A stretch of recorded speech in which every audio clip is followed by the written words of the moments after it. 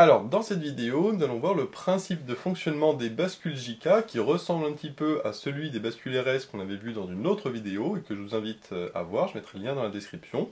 Mais ici, il y a quand même plusieurs différences, donc on va voir les ressemblances et les différences, et après on verra un cas d'application de bascule JK avec ici deux bascules les unes à la suite des autres, on va voir à quoi ça sert.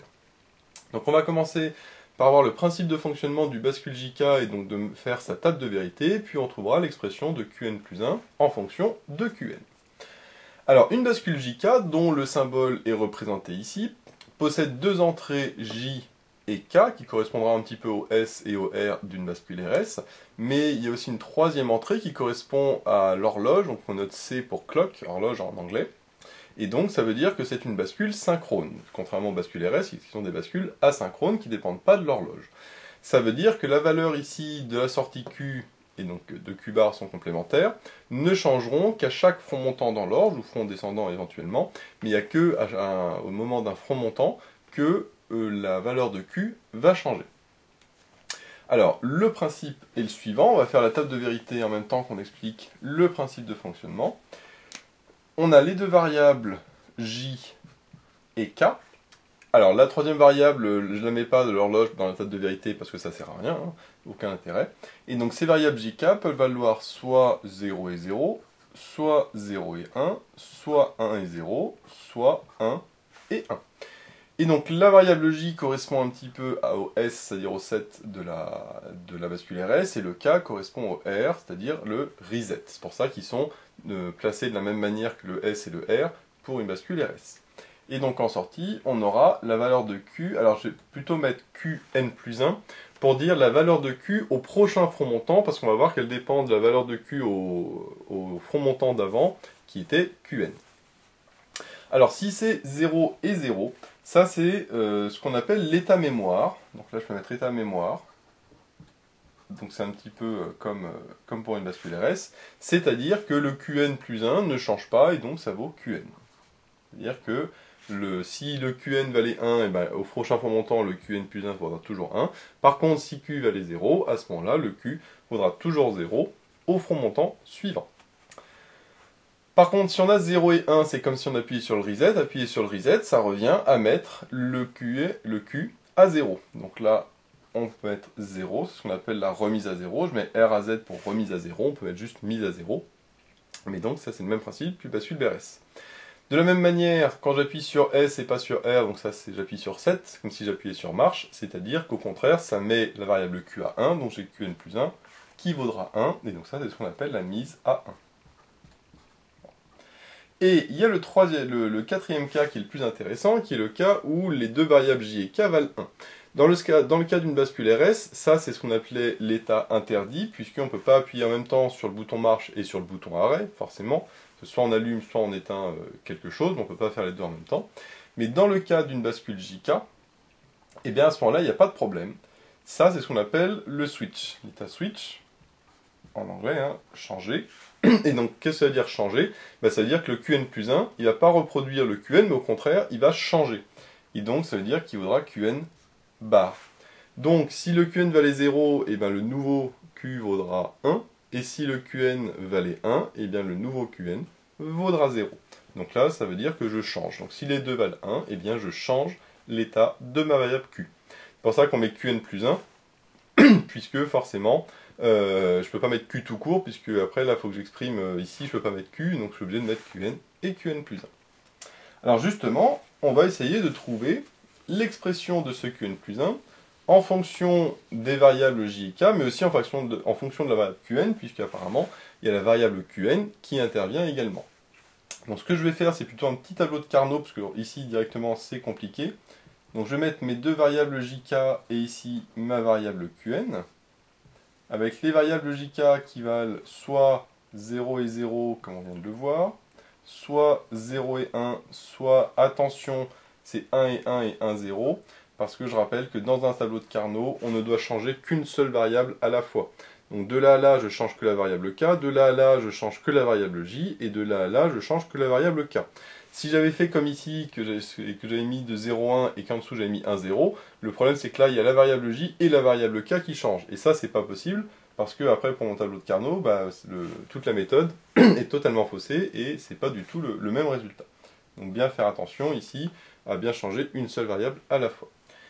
Le Qn, lui, il n'a que deux valeurs possibles, soit 0, soit 1. Et donc maintenant, je vais remplir mon tableau. Si j et k valent 0, eh bien Qn plus 1 vaut Qn. Donc là, ce que je vais mettre ici, bien sûr, c'est la valeur de Qn plus 1. Alors, que vaut Qn plus 1 à ce moment-là? Eh bien ici, quand j'ai 0, 0, ça vaut Qn. Ici, Qn vaut 0, donc ça vaut 0. Par contre, ici, Qn vaut 1, donc ça vaut 1. Par contre, quand j et k valent 0 et 1, à ce moment-là, Qn plus 1 vaut 0, quelle que soit la valeur de Qn. Donc ici, j'ai 0 et 0. Ensuite, si j'ai, alors ici, 1 et 0. Alors attention, le 1 et 0, ça correspond à la dernière ligne. Donc je vais d'abord faire la dernière ligne, qui correspond à ça, et puis après je vais remonter, faire la troisième. Donc quand ça vaut 1 et 0, on a vu que Qn plus 1 vaut tout le temps 1, quelle que soit la valeur de Q, donc je mets 1 et 1. Et donc pour la dernière ligne ici, qui correspond à la troisième, donc quand j et k valent tous les deux 1, avant à ce moment-là, on a vu que Qn plus 1 valait Qn bar. Et comme ici Qn vaut 0, et bien Qn plus 1 vaudra 1. Et puisque Qn vaut 1, et bien Qn plus 1 vaut 0, puisque le contraire de 0 c'est 1, et le contraire de 1 c'est 0.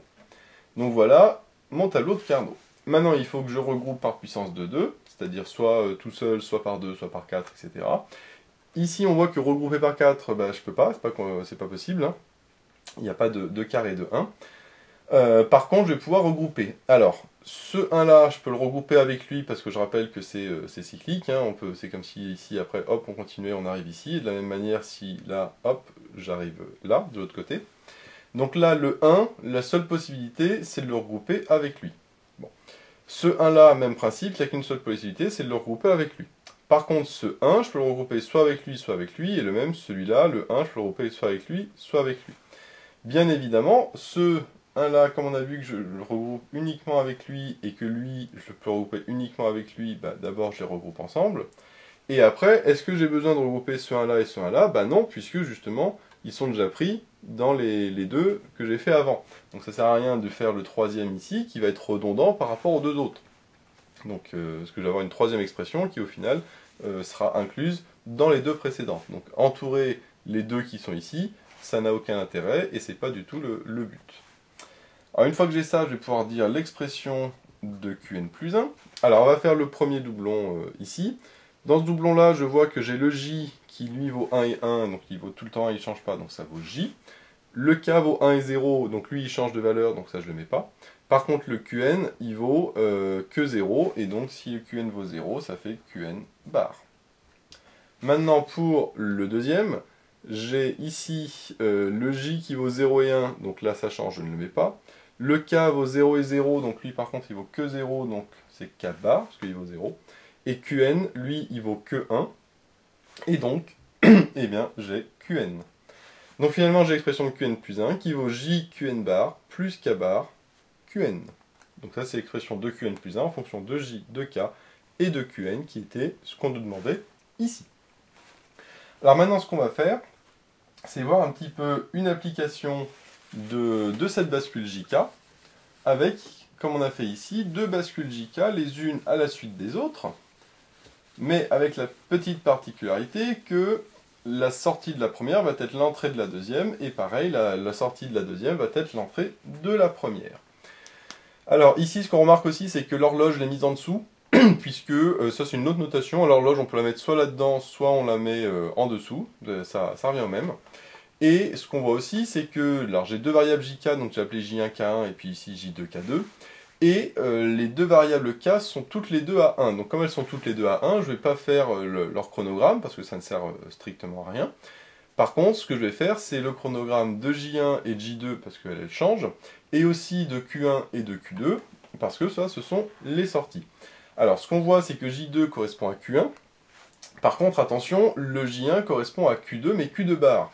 Donc on se dit, est-ce que ce serait pas mieux de faire Q2 bar que de faire Q2? Alors oui, c'est une possibilité. Vous pouvez tracer Q2 bar aussi. Alors, vous pouvez tracer Q2 et Q2 bar, c'est pas du tout un problème. Par contre, ça fera un peu plus de travail, parce que forcément, il faut en tracer deux au lieu d'un. Mais bon, quand vous avez l'un, vous avez l'autre facilement. Par contre, tracer Q1 bar n'a ici aucun intérêt, dans le sens où lui, il est dans le vide, un petit peu comme le Q2. Alors Q2, lui, on pourrait le mettre quand même, parce que c'est comme la vraie sortie par rapport au Q2 bar. Nous, on a vu Qn et pas Qn bar, mais bon, après, une fois qu'on a l'un, on a l'autre. Après, c'est à vous de voir. Donc moi, ce que je vais faire ici, c'est bien évidemment l'horloge, parce qu'il faut toujours faire une horloge. Donc l'horloge, alors on ne sait pas à l'avance combien de cycles il faut faire, donc je vais mettre un certain nombre de cycles. Voilà, on verra après s'il en faut plus ou moins. Donc ça, c'est le temps. D'accord, donc ça, c'est l'horloge, que je vais noter C. Ce qu'on va tracer aussi, c'est du coup la valeur, on a dit, de J1. Donc ça va être mon J1. En dessous, je vais tracer mon J2. Je ne fais pas l'axe des temps, parce que comme ça, ce sera plus simple pour voir si c'est à 0 ou 1. Ensuite, ce que je vais tracer, c'est Q1, ainsi que Q2. Je ne vais pas tracer Q2 bar, j'ai décidé de ne pas le tracer, mais le Q2 bar, on le déduira facilement des valeurs de Q1, enfin de Q2, pardon. Alors, on nous disait également au début que Q1 et Q2 valent tous les deux 0. Alors, pourquoi c'est important d'initialiser les valeurs de Q1 et Q2 ? Parce que, à chaque fois, la bascule va dépendre de la valeur de J et de K, sauf que le J et le K, on a vu, dépendent de Q1 et de Q2. Donc, si on ne connaît pas au début que vaut Q1 et Q2, on ne connaîtra pas la valeur de J1 et de J2, et donc on ne pourra pas savoir dans quel état sont les bascules. Donc, il faut forcément initialiser les valeurs de Q1 et de Q2. Bon. Ce qu'on peut faire avant de commencer à tracer le reste, c'est aussi de tracer les fronts montants en vertical. Pourquoi ? Parce qu'on a vu que les bascules JK, de toute façon, ne changent qu'au moment des fronts montants. Et donc, ça ne sert à rien Enfin, c'est bien utile de tracer uniquement là où ça va changer, parce qu'on sait qu'à partir du moment où on a la nouvelle valeur de Q, eh bien, on peut la continuer jusqu'au bout. Et moi, ce qui m'intéresse, c'est de regarder uniquement ce qui se passe au niveau des fronts montants. Donc là, au début, on a le Q1, du coup, qu'on peut tracer jusqu'au bout. Et donc, le J1, qu'est-ce qu'il vaut le J1 ? Le J1, il vaut, on a dit, Q2 bar. Alors, attention, c'est Q2 bar. Donc, comme Q2 vaut 0, et bien Q1 vaut 1. Donc, Q1 vaut 1 jusqu'au prochain front montant. Et par contre, le J2 vaut Q1, Q1 vaut 0, donc J2 vaut 0. Maintenant, qu'est-ce qui va se passer ? Alors, ce qui va se passer, c'est que, je rappelle que je n'ai pas tracé le K1 et le K2, parce que K1 et K2 valent tous les deux 1. Sauf que, ce qu'on a vu, c'est que quand le K vaut 1, à ce moment-là, je n'ai que deux possibilités, soit le J vaut 1, soit le J vaut 0. Si le J vaut 0, je suis dans l'état remise à 0, et à ce moment-là, la sortie Q vaudra 0. Par contre, si le J vaut 1, à ce moment-là, les deux entrées valent 1, donc je suis dans l'état switch, et donc le Q correspondra à l'autre complémentaire de la valeur de Q précédente. C'est-à-dire que si le Q valait 0, après il vaudra 1, et si le Q valait 1, le nouveau Q vaudra 0. Donc finalement, je n'ai que deux états possibles ici pour les bascules, c'est soit le switch, soit la mise à 0, puisque le K vaut toujours 1. Alors la première, elle est dans quel état ? Elle est justement dans le switch, parce que ici, le J1 vaut 1, et que le K1 vaut 1. Donc comme elle est dans le switch, et bien, la nouvelle valeur de Q, 1 est la complémentaire de celle d'avant. Avant, le Q1 valait 0, et donc le Q1 maintenant vaut 1. Donc je peux mettre 1, et je peux le tracer jusqu'au prochain front montant. Pour la deuxième bascule, là cette fois-ci par contre le J2 vaut 0, comme J2 vaut 0 et que le K2 vaut 1, je suis dans l'état remise à 0, c'est-à-dire que maintenant le Q2 vaut 0. Alors il valait déjà 0, et bah du coup il vaut toujours 0. Maintenant au niveau de J1 et J2, alors faire très attention que ce J1 et ce J2, il faut les faire après, comme je viens de le faire, c'est-à-dire qu'il ne faut pas d'abord regarder les nouvelles valeurs de J1 et J2 et après faire les bascules, mais faire l'inverse. Parce que là, comme le Q1 vaut 1, normalement le J1 maintenant vaut 1. Sauf que le J2 vaut 1. Sauf que, attention, le Q1, vu qu'il est passé au moment du front montant, le J2 va passer à 1, mais avec un léger décalage. C'est-à-dire que il va passer un tout petit peu après, donc je peux faire comme ça, pour montrer que justement c'est pas immédiat. Et le fait que c'est pas immédiat fait que pour la deuxième bascule, je dois me baser sur la valeur de J2 juste avant le front montant et non pas la nouvelle valeur de J2. Donc c'est très important. Alors là, bien sûr, j'ai exagéré le décalage. En réalité, c'est quasi immédiat, bien sûr, mais le fait qu'il y ait un léger décalage quand même infime soit-il, fait que, à chaque fois, pour les entrées J, eh bien, je me base sur les anciennes valeurs de J, donc avant le front montant, et non pas les nouvelles valeurs de J, parce que sinon ça va tout fausser. Et donc le J1 est égal à Q2 bar, le Q2, la nouvelle valeur de Q2 c'est 0, donc le Q2 bar vaut 1, donc le J1 passe à 1, alors vu qu'il est à 1, en fait il y reste, mais du coup, ici, j'ai 1. Et donc maintenant que j'ai une nouvelle valeur de J, eh ben, je peux refaire mes bascules Q1 et Q2. Et après je ferai J1 et J2, et puis après, etc., etc. Je ferai à chaque fois montant, d'abord les nouvelles valeurs de Q, puis les nouvelles valeurs de J1 et J2 avec le léger décalage. Alors la question aussi, c'est quand est-ce que je m'arrête? Eh bien je m'arrête quand je retombe sur l'état que j'avais au début, c'est-à-dire le J1 qui vaut 1, et puis les trois autres qui valent 0. Parce que ça veut dire que j'aurais fait un cycle, et une fois que j'ai fait un cycle, bah forcément, par itération successive, j'aurai exactement le même fonctionnement par la suite. Donc regardons maintenant ce qui se passe au niveau des bascules. Au niveau de la première, que vaut J1? Le J1 vaut 1, donc je suis, d'après ce qu'on a dit tout à l'heure, dans l'état switch, c'est-à-dire que Q va changer de valeur. Le Q1, il était à 1, donc comme il change, eh bien il passe à 0. Donc maintenant, je suis à 0. Au niveau de la deuxième bascule, le J2 vaut 1, donc là je suis aussi dans l'état switch. Donc comme le Q2 valait 0, il switch et donc il passe à 1. Maintenant, quelles sont les nouvelles valeurs de J1 et de J2? On va commencer par J2, c'est le plus simple. J2, ça vaut Q1. Le Q1 vaut 0, donc maintenant le J2 vaut 0, mais avec un léger décalage. Donc hop, ce sera comme ça. Que vaut Q2? Q2, il passe à 1, donc Q2 bar vaut 0, donc le J1 vaut 0, avec un léger décalage aussi. Tac. Voilà, ça c'est une nouvelle valeur de J1 et de J2. Cycle suivant.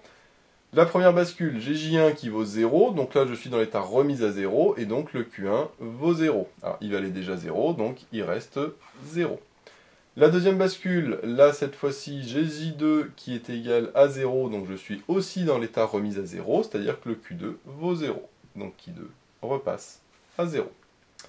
Maintenant, quelles sont les nouvelles valeurs de J1 et J2? Le J1, on va commencer par J1. J1, c'est Q2 bar. Q2 vaut 0, donc Q2 bar vaut 1.